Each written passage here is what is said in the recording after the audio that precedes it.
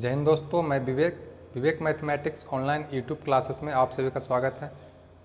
हम लोग सुमित्रा पब्लिकेशन के बुक से परसेंटेज चैप्टर को पूरी तरह से कंप्लीट कर चुके थे। आज हम लोग एक नया चैप्टर स्टार्ट किए हैं, प्रॉफिट एंड लॉस, यानी लाभ एवं हानि, जिसमें हम लोग बिल्कुल बेसिक कॉन्सेप्ट के साथ प्रश्नों को हल करेंगे। तो चलिए इसमें हम लोग पहले कुछ इसका बेसिक कॉन्सेप्ट को जानते हैं, उसके बाद हम लोग इसमें पार्ट ए में 1 से लेकर 10 तक के प्रश्न को हल करेंगे। तो चलिए शुरू करते हैं इसका कुछ बेसिक कॉन्सेप्ट।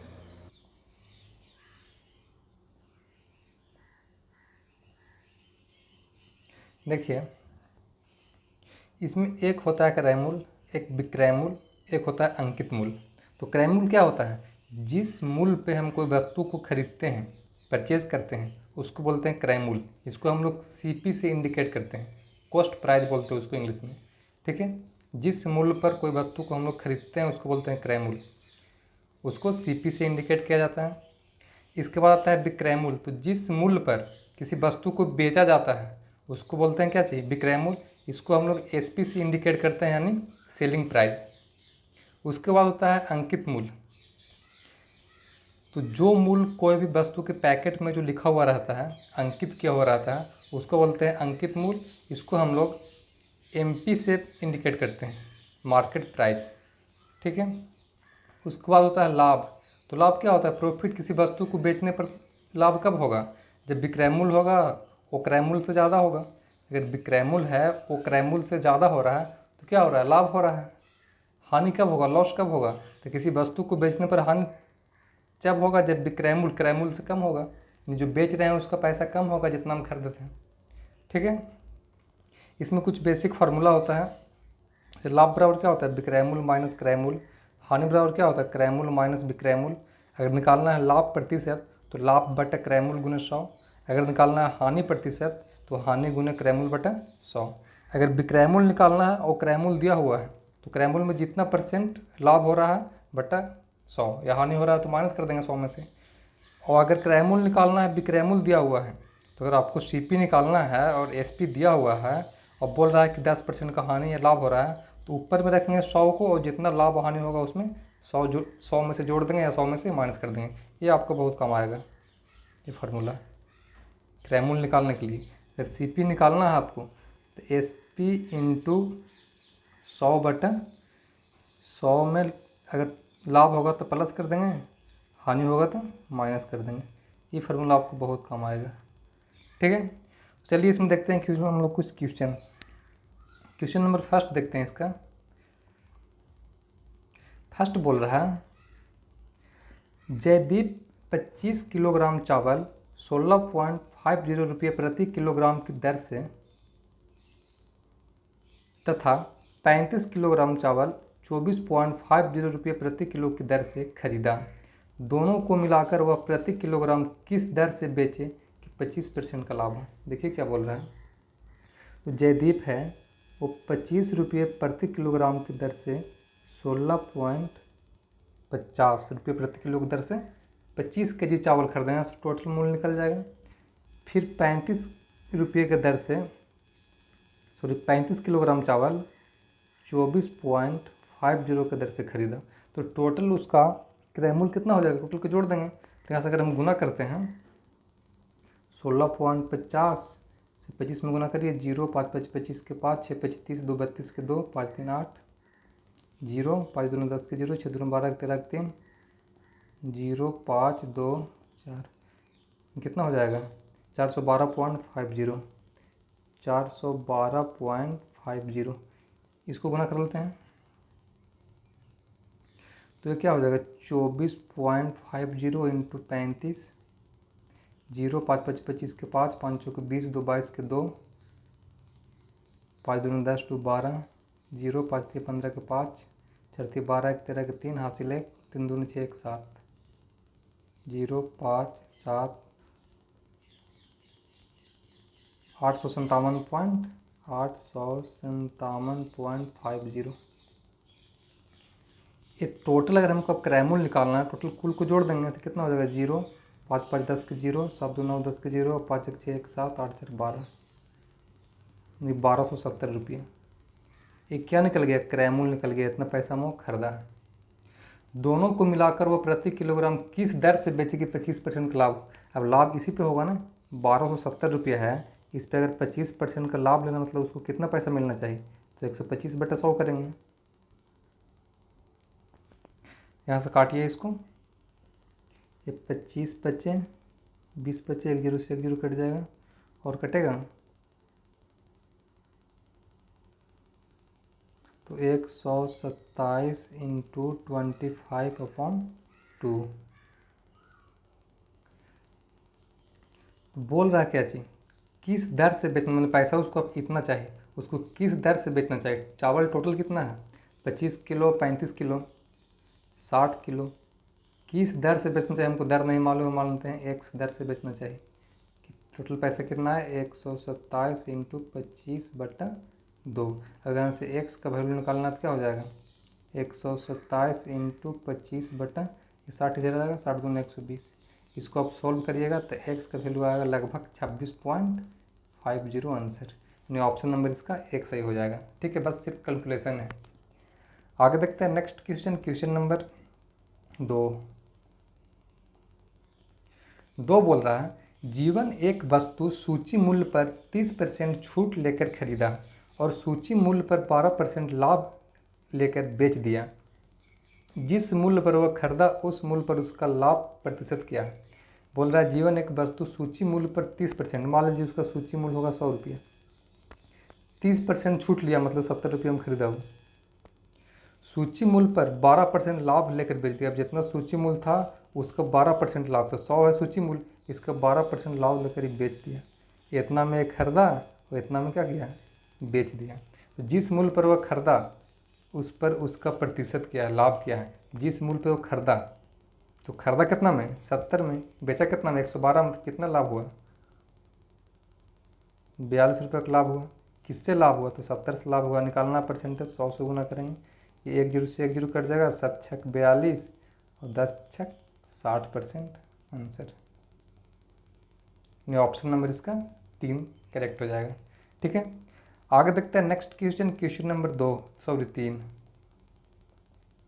3 बोलता है, एक दुकानदार ने 266 रुपये में एक साड़ी बेचा, जबकि वह 5% छूट भी दिया था।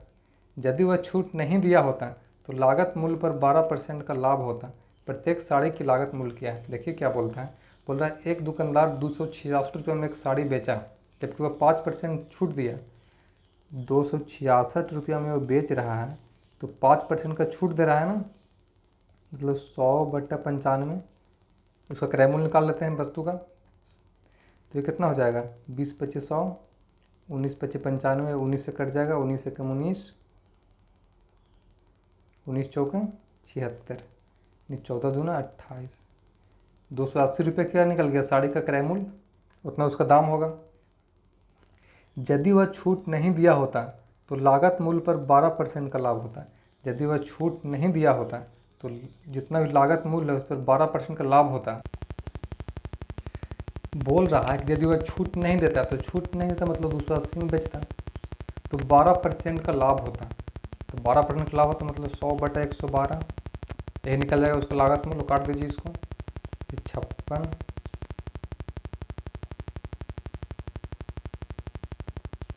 14 चौका 56, ये 4 से कटेगा 25 बार में, 25 यानी 250 रुपये आंसर। ये क्या निकल गया, लागत मूल्य, लागत मूल्य, ऑप्शन इसका 4 सही हो जाएगा।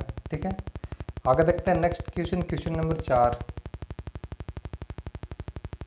4 बोल रहा है, वस्त्र निर्माण करने वाली एक कंपनी थोक विक्रेताओं के लिए 15% छूट की घोषणा करती है। मिस्टर सचदेव छूट लेकर 25,000 रुपये का वस्त्र कंपनी से खरीदा और ऐसा विक्रय मूल्य तय किया कि उसे कंपनी के अंकित मूल्य पर 8% का लाभ हो। कुल विक्रय मूल्य लगभग क्या है।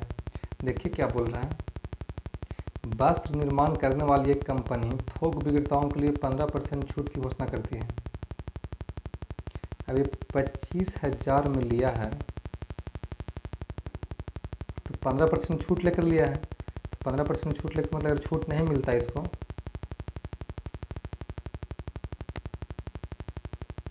तो 100/115, यहाँ से अंकित मूल्य निकल जाएगा उसका। तो अंकित मूल्य कितना निकल जाएगा, कटेगा ये 5 से काटिए, 5 दूना 10, 5 1 15, 5 5 25 और कटेगा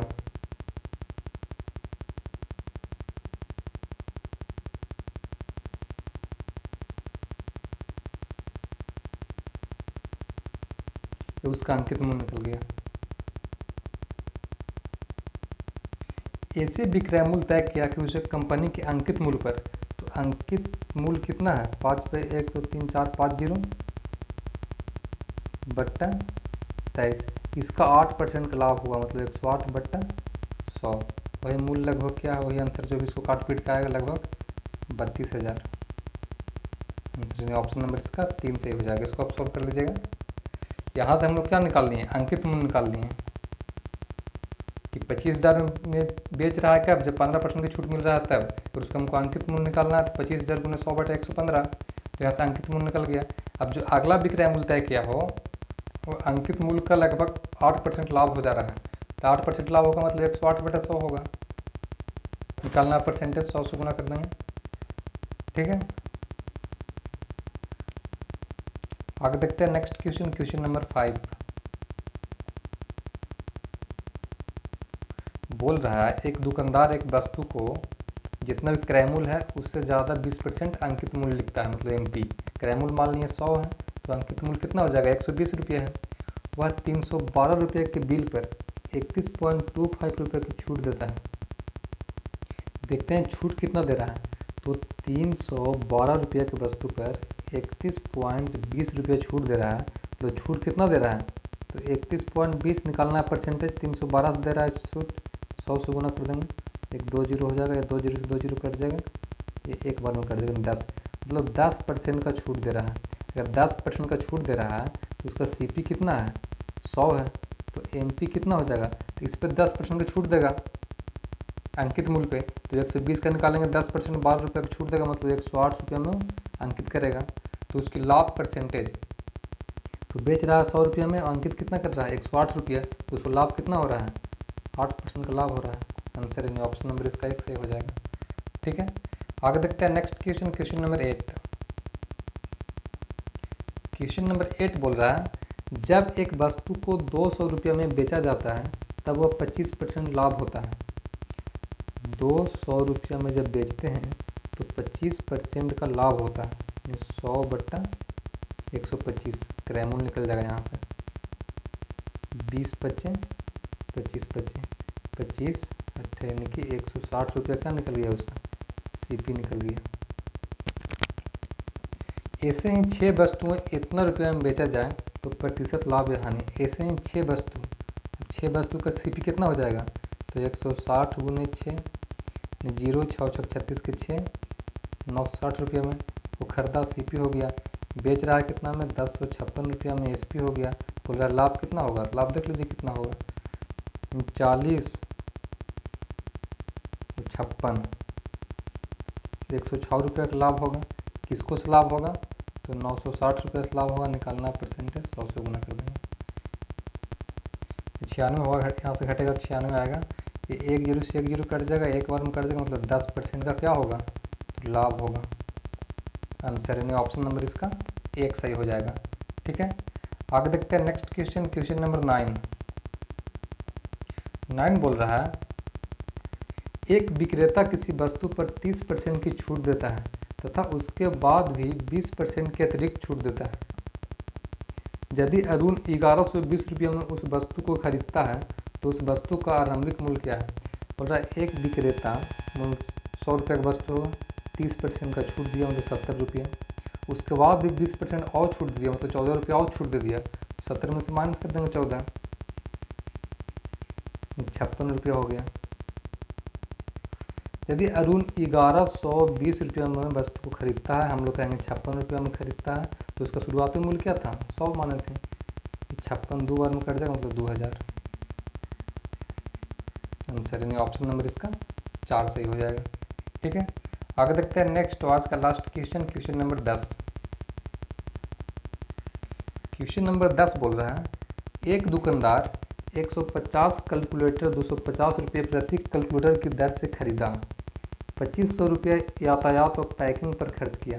यदि प्रति कैलकुलेटर अंकित मूल्य 320 रुपया हो और 5% की छूट भी देता है तो उसका प्रतिशत लाभ ज्ञात कीजिए। देखिए 150 कैलकुलेटर को 250 रुपये प्रति खरीदा और इस पर कुछ खर्चा भी किया है तो खर्चा भी उसका क्रय मूल्य में जुड़ जाएगा। तो 2500 रुपये खर्चा भी किया है, टोटल कितना सौ पर खर्चा आ गया, गुना करेंगे 250 और 150 को, 0 0 0 0 5 5 25 के 5 10 के 12 0 5 5 25 के 5 2 कम 2 4 57,500। अब इस 57,500 में 2500 भी जुड़ जाएगा, 6 पे 4 0, इतना उसका क्रय मूल्य निकल गया। अब देखिए क्या बोल रहा है, यदि प्रति कैलकुलेटर अंकित मूल्य 320 रुपया है और 5% का छूट दिया, तो 320 रुपया है और 5% का छूट दिया है तो कितना में बेचेगा, 32 हो गया, 10% यानी 16 रुपये कम कर दिया, यानी 304 रुपया में बेचा है एक कैलकुलेटर। टोटल कैलकुलेटर कितना है 150, यहाँ से पैसा निकालने में कितना होता है तो 150 में गुना करिए 304 से, 0 0 6 0 0 5 0 हो गया, 5 6 15 के 5 3 कम 3 4, 0 0 6 5 4,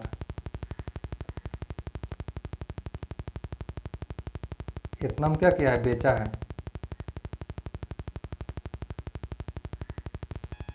इसको आप सोल्व करिएगा तो 4,000 टोटल 40,000 आएगा। अब पूछ रहा है कितना लाभ हो रहा है, यहाँ देख लीजिए कितना हो रहा है लाभ, तो 4,000 इधर कितना हो गया 600, 5,000 600 नहीं 5600 रुपये का लाभ हो रहा है। किसको से लाभ हो रहा है, 40,000 से निकालना परसेंटेज 100 गुना 2 0 से 2 0 2 0 से 2 0, 4 से काटिए तो क्या होगा 14 चौके 56, 14%, यानी ऑप्शन नंबर इसका 2 से हो जाएगा। ठीक है, तो आज का सेशन यहीं पर समाप्त होता है। जय हिंद।